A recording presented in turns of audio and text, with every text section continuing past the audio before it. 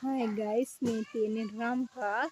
ඉතින් බලන්නකෝ අපි මාළු වලට දාන්නේ මේවා තමයි. ඉතින් ඔයාලා දන්නවද මේ මාළු වලට දාන්නේ අපි ඇයි කියලා මේවා? මේ මාළු වල මොන හරි විස බීජයක් තියෙනවා නම් ඒව රම්පකොලේට උරා ගන්නවා. ඉතින් ඒ නිසා තමයි මේ රම්පකොලේ මාළු වලට දාන්නේ. රම්පකොලේ බත් වලට එහෙම දාපුවම රම්පකොල ගොඩක් සුවඳයි. බත් එක සුවඳ ගහනවා. මේ රම්පකොලේ දාන්නේ බත් එක සුවඳ ගහන්න. බත් එක සුවඳ ගහන්න දැම්මට මාළු වලට එහෙම දාන්නේ රම්ප සුවඳ ගහන්නද නෑනේ.